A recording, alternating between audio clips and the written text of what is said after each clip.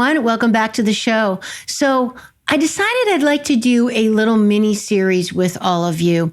And because you've probably been hearing me talk a while about my forthcoming course and membership, Goddess Rising, Thriving Through the 4 Stages of Womanhood. I am just so obsessed with all this research and material and practical applications and everything that's just emerging out of me and from me and through me. It's been an incredible experience just to even write this course. And so I just decided, I just want to give some information out before this thing goes live, because it's turned into this huge project for me. I didn't anticipate this. I just thought that, I'm going to do a series of snippets on different pieces of very interesting, relevant information on our past as women, as humans, and what a lot of these ancient cultures and just older cultures did and how they thought, and the incredible spirituality they had in their everyday life. It just was part of the vernacular. It was just part of just the way of being. And I find it so inspiring and in a way a little bit sad, because we've just lost all that. We just, modern crazy life is not like that, right? It's a little bit surfacey and a little bit distracted, very much in our head, right? Hence the name of my show, Awakening Aphrodite podcast, getting back into the body, getting back into that other part of ourselves, the intuition, the mystery, the magic, the power, all that beautiful stuff. So I thought I'd share this with you because I'm coming across so many things that of how people used to live that I feel truly gave their life depth, symbolism, power, significance, meaning, helping them understand things, and helping them work together with the forces of nature to harmonize their life, to make their life just better and just richer, not in a physical way, but more importantly, in a spiritual way, in a deep essence way. So that's my long way of saying I'm introducing this new little mini series that just for me to share this information with you prior to the course coming out. I hope you enjoy it. Today's show, we're just going to talk about, this is really cool, the meaning, the history of hair.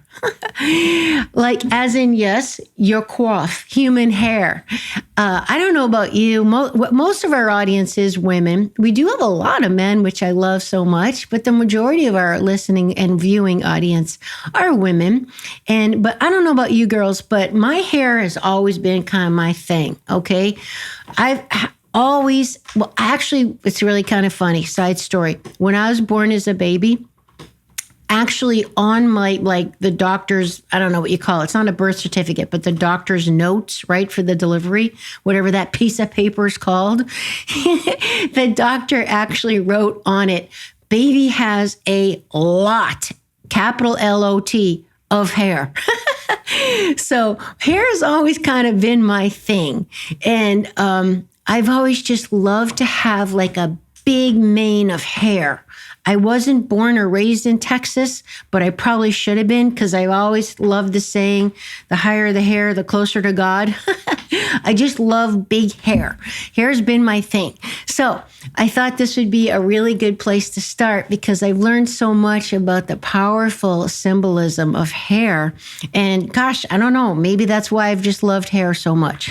Today, I am going to read from one of my favorite resources, the Woman's Encyclopedia of Myths and Secrets by the one and only Barbara G. Walker. You've heard me reference this book many times before on the show, and I certainly will be referencing it a lot more in the future. So let's talk about hair. As shown by its importance in witch charms and the mutual exchange of talisman between lovers, hair was usually viewed as a repository of at least a part of the soul. At the ancient temple of Temsin, youths and maidens dedicated locks of their hair to the savior god Helipatus before marriage. This was designed to strengthen the union with the goddess. When the goddess mother became queen of shades for each god or man at the end of his life, his soul was likened to a child seeking safety in the mother's shadow. The great mother's hair cast its shadow over the approaching soul. An Egyptian found salvation by identifying himself with Osiris, for whom the goddess made resurrection magic with her hair. Quote, "He is found with her hair spread over him. It is shaken all over his brow," unquote. When Isis put on mourning garments for Osiris, she cut a lock of her hair to preserve his soul. Egyptian widows similarly buried locks of their hair with deceased husbands as a charm of protection in the afterworld. When Isis restored vitality to the dead Osiris, entitled The Still Heart, she created his new life with her hair, made his heart beat again, and his penis move so she could conceive his reincarnation. She produced warmth from her hair. She caused air to come. She caused movement to take place in what was inert in the still heart. She drew essence, basically semen, from him. She made flesh and blood. She suckled her babe alone. She further protected the divine child by shaking out her hair over him.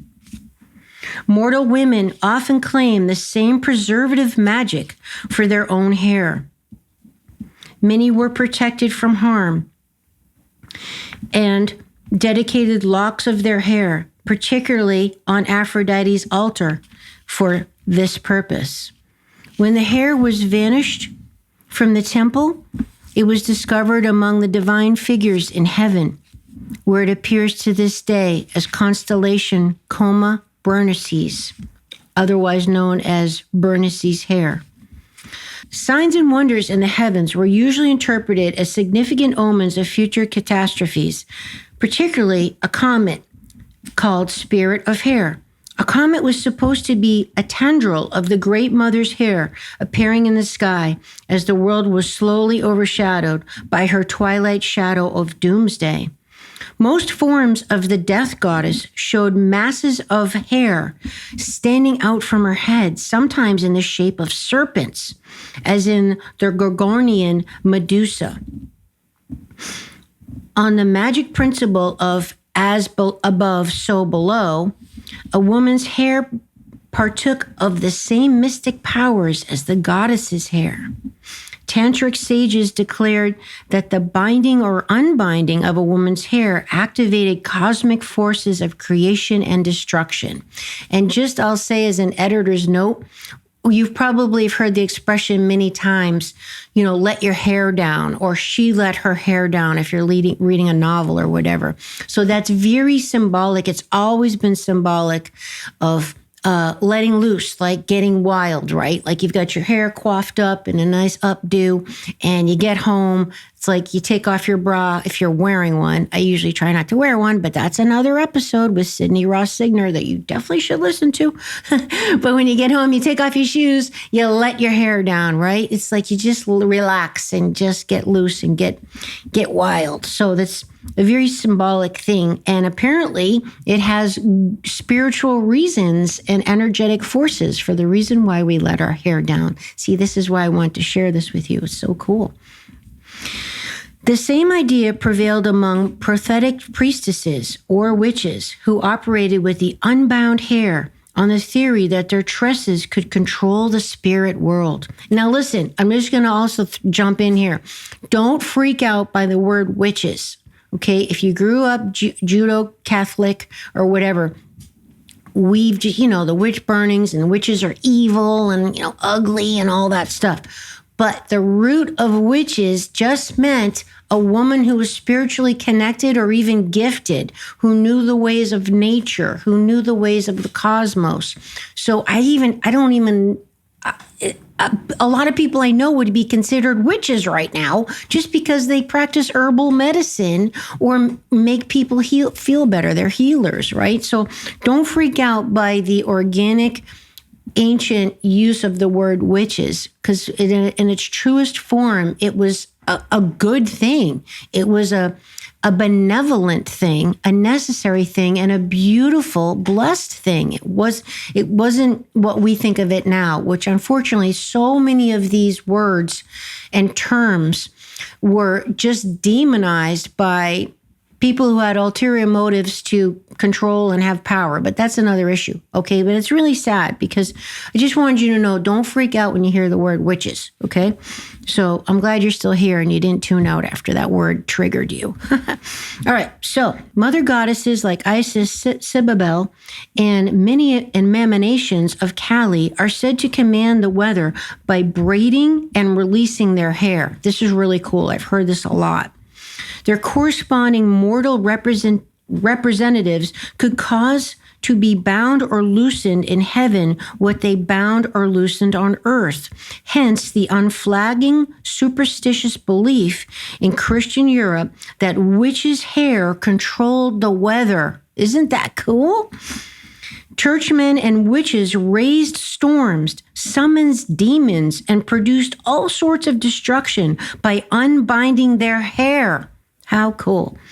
As late as the 17th century, the Corpedium Maleficarum said witches could control rain, hail, wind, and lightning in such a way. In the Tyrol, it was believed that every thunderstorm was caused by a woman combing her hair. Scottish girls were forbidden to comb their hair at night while their brothers were at sea, lest they raise a storm and sink the boats. This is just so amazing to me. Are you blown away by this? How cool. And by the way, I might do in these series, I might do it on the comb. Yes, like combing your hair. Like that's a whole thing, the comb itself. It's just incredible. But how about that? Don't comb your hair because your brother could die at sea and crash his boat. Like, wow. Assyrian exorcism for werewolves involved the angel who judged that woman that combed the head of her hair on the eve of the Holy Sunday, suggesting a connection between hair-combing women and the werewolves mythologized as dogs of doomsday. Wow. St. Paul greatly feared the angels or the spirits that women could command by letting their hair flow loose. He insisted that women's heads must be covered because of the angels. And that's from Corinthians 11:10. By the way, little side note too, so it makes you think about the covered hair of the Muslims and all that, right? So hair has always been known to have powerful, magical, esoteric qualities and abilities. So cool. Thus, it became a Christian rule that women's heads must be covered in church, lest they draw demons into the building. Now, another thing is, notice how they're talking about women, right? For some reason, I don't know, it's not a sexist thing, I don't know, but apparently it's women's heads, women's hair.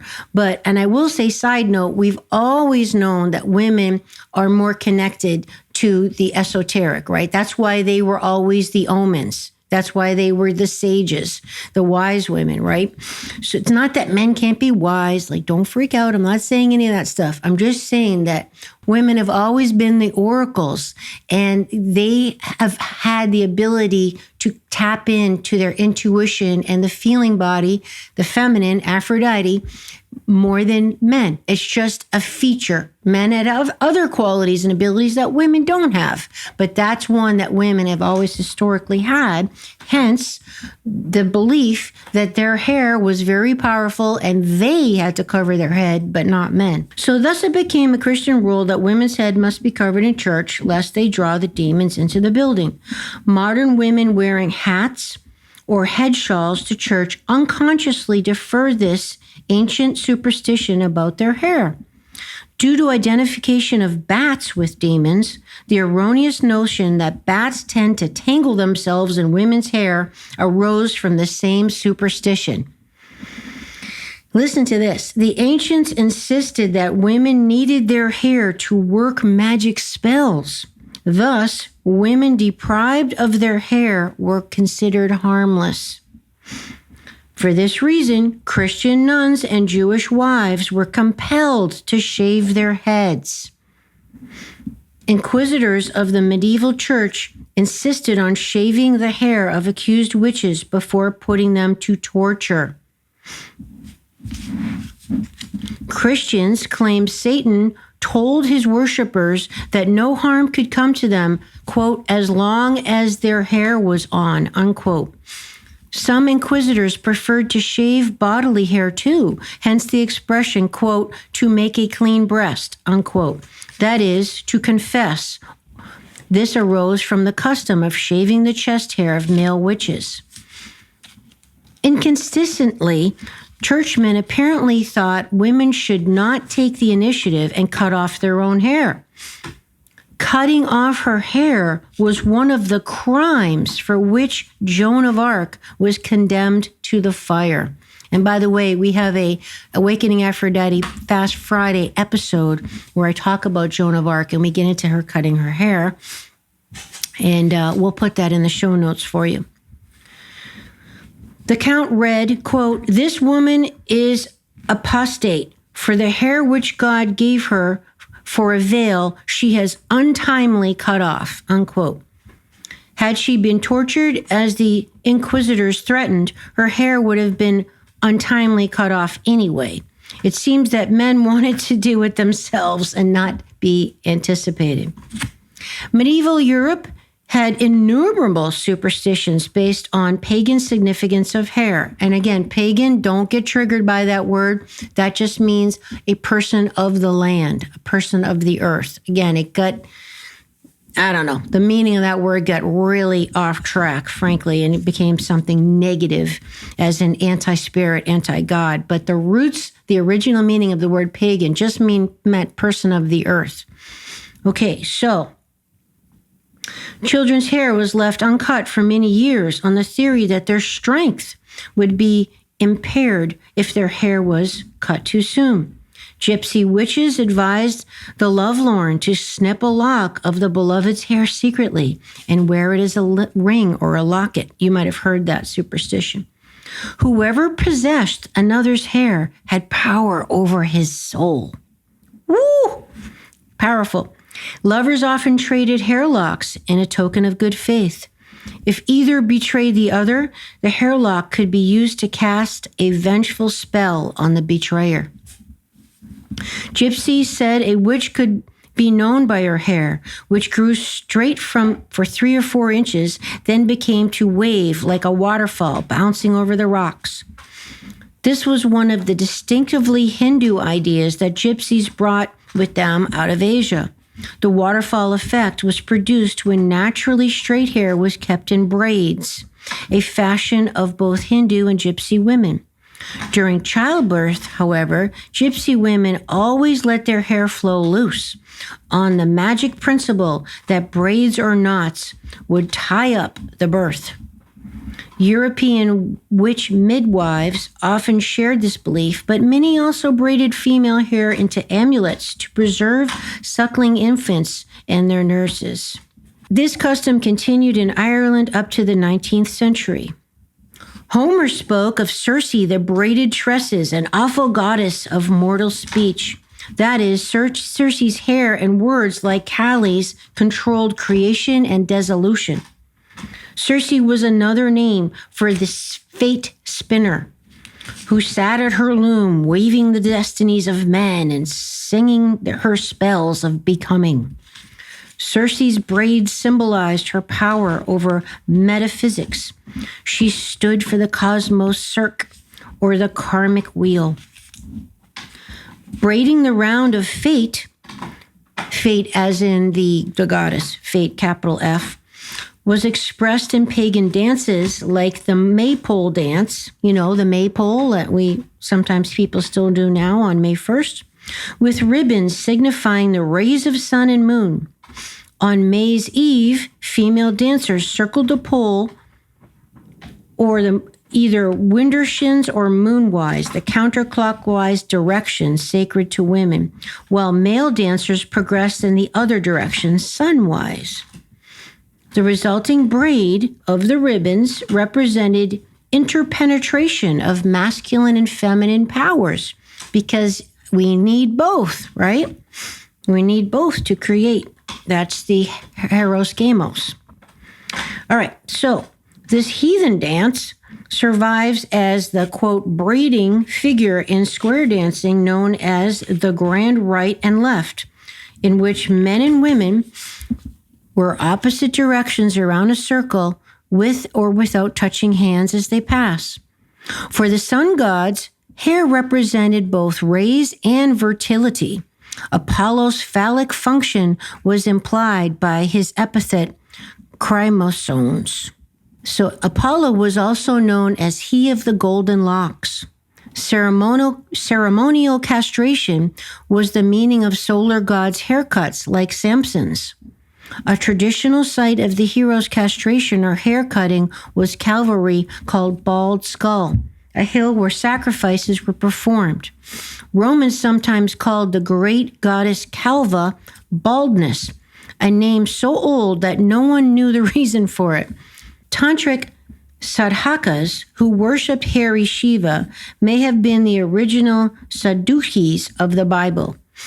A related sect of hermits known as Nazarites or the Nazarenes were distinguished, like Sadakas, by their never cut hair, a tradition partly preserved by the uncut earlocks of the Orthodox Jew. I remember when I lived in Miami, we used to see those guys walking around, and it was just the weirdest thing. They had this weird, like it was like these braids, really long, coming down that were in front of their ears. So just visualize like a hunk of hair, like it wasn't really a braid though, but it was like the shape and size of a braid. So like this, big hunk of hair on both sides of their ears hanging down. And like, that was it. It was like the weirdest thing.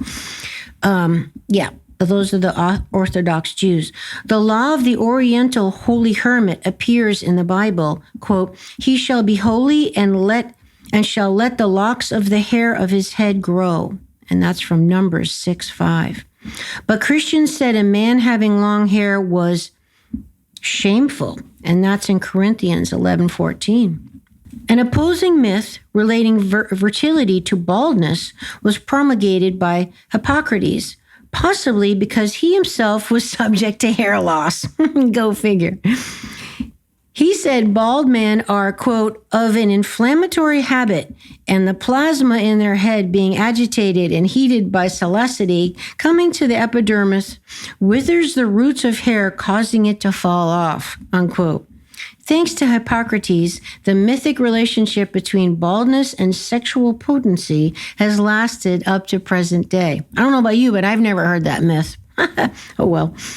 Another durable myth claimed a witch's hair would become a serpent when buried or placed in water, especially if the hair was plucked while the witch was menstruating. How cool is that? Now, let me tell you something. You're going to hear a ton of stuff about ancient beliefs of the power of menstruating and menstrual blood. I can't wait to share this with you, because this is complete 360 from where we are in modern culture about girls getting their periods. It's completely backwards, okay? Back in the day, it was like the most magical, special, potent, powerful, revered, respected thing ever. And I don't want to get too into it, but I can totally believe that the girl's hair, if she had her period, and when they plucked that hair, was like exponentially times 100 times more powerful. Totally makes sense. So stay tuned for that. Make sure you subscribe. And even know what, better yet, sign up for my email list so you can get on the list when this course is coming out, and you can be the first to know, because we're going to limit how many people are in it, because there's calls with me and a lot of private community stuff, whatever. Anyway, side note. Okay, so another branch from the root of Gorgon mythology, where the female head with serpent hair represented wisdom, right? The hair represented wisdom, and warned would-be trespassers of the menstrual taboo. So hair was so universally associated with paganism. And again, that just meant people of the earth, right? Not the aristocrat, not the wealthy, not the elite, right? Just regular old folk on the farm, just making ends meet.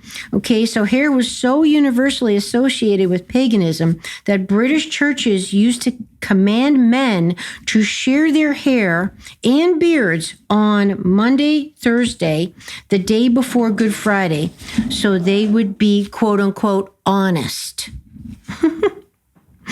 And i.e. Christian, for Easter. Consequently, this day described in old writings as the Sheer Thursday. So how crazy is that? The British churches used to make men shave their hair and beards on Monday and Thursday before Good Friday for Easter, because otherwise they'd be thought to be dishonest because of their hair. Crazy stuff, I know. But there's so much symbolism and roots there, and I think it just causes reason to pause and think about, what does your hair mean to you? What is the meaning of hair? How do I feel about my hair? Do I hate my hair? Do I love my hair? What does my hair look like? What kind of hairstyle do I have? How do I feel when my hair looks a certain way or not? Right? Do I have short hair? Do I have long hair? What does that mean? How does that make me feel and relate differently in the world depending on how my hair looks? I know when I had really short hair, I felt really different about myself. I was very corporate. I was in a corporate job. I wanted to look professional. It was easier, right? It's a lot more work when you have longer hair. Shorter hair is much easier. Longer hair is warmer, right? You have more hair on your head. You're warmer. So there's just so many implications about our hair that we don't really think about. But I think if a deeper psychological, spiritual meaning is warranted here to really think about your relationship with your hair. And I hope this gave you some insight to the roots of what hair has universally meant to us as humans. And maybe we can get back some of that powerful connection with spirituality that our hair is a tool for, our hair is a talisman for. Kind of cool, right? So do some experimenting. Be aware, be conscious of your relationship with your hair and how you feel in different circumstances. And of course, I'd love to know. So stay tuned for more little readings like this. I hope you enjoyed it and found it entertaining and educational, thought-provoking. Can't wait to share more with you. And we'll see you next time on Awakening Aphrodite.